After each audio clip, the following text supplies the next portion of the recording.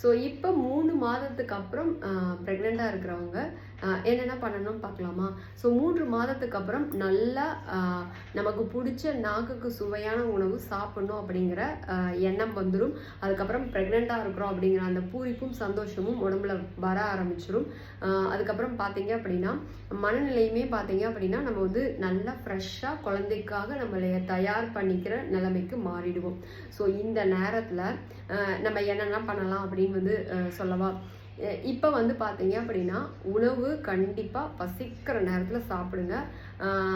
ஃப்ரெஷ்ஷாக ப்ரிப்பேர் பண்ண உணவு சாப்பிடுங்க. கண்டிப்பாக கடையில் வாங்கின உணவு எதையுமே பேக்டு ஐட்டம்லாம் சாப்பிடாதீங்க. ஓகேவா? அடுத்தது வந்து பார்த்தீங்க அப்படின்னா நிறைய கிரேவிங்ஸ்லாம் வருதே, நான் என்ன பண்ணலாம்? கண்டிப்பாக உங்களோட உணவில் அறுசுவை உணவு இருக்குதா அப்படிங்கிறத பார்த்துக்கோங்க. இல்லைங்க என்னால் அறுசுவையெல்லாம் சேர்த்துக்கவே முடியாதுங்க அப்படின்னா கண்டிப்பாக என்ன பண்ணணும் அப்படின்னா இனிப்பு, புளிப்பு, உப்பு அப்படின்னு ரிப்பீட்டடான சுவைகள் இல்லாமல் காலையில் ஒரு 3 சுவை இருந்துச்சு அப்படின்னா மதியம் சாப்பிட்ற உணவில் மற்ற 3 சுவைகளை அதாவது எப்படியாவது ஒரு ஹோல் டேலியாவது அறுசுவையை சேர்த்துக்க பாருங்கள். இது வந்து முடியாதவங்களுக்கு, முடிகிறவங்க எவ்ரி டைம் மீலும் அறுசுவையோட சாப்பிடுங்க. அதுதான் மிக மிக சிறப்பானது. ஓகேவா? ஸோ அடுத்தது வந்து பார்த்தீங்க அப்படின்னா 6 சுவைகள் அப்படின்னு சொல்லிட்டு, ஸோ அப்படின்னா 6 சுவைகள் என்னென்ன அப்படிங்கிறத தேடி கண்டுபிடிச்சி அந்த 6 சுவையுமே இன்னைக்கு என்னோட பிளேட்டில் இருக்கணும்.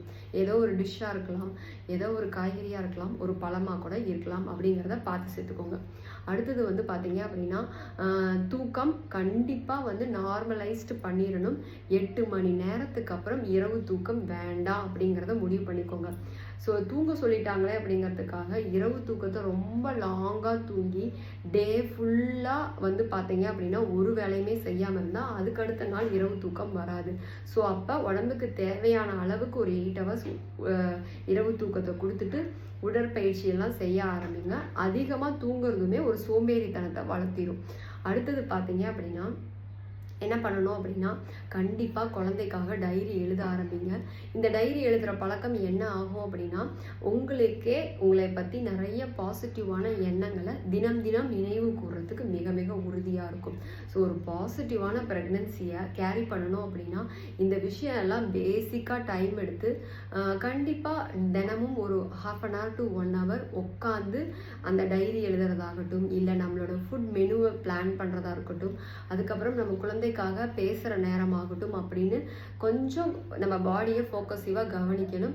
கவனிக்கும் போது மட்டும்தான் அந்த ப்ரெக்னன்சி மதருக்கும் அந்த குழந்தைக்கும் கனெக்ஷனுக்கான டைமாக அது இருக்கும்.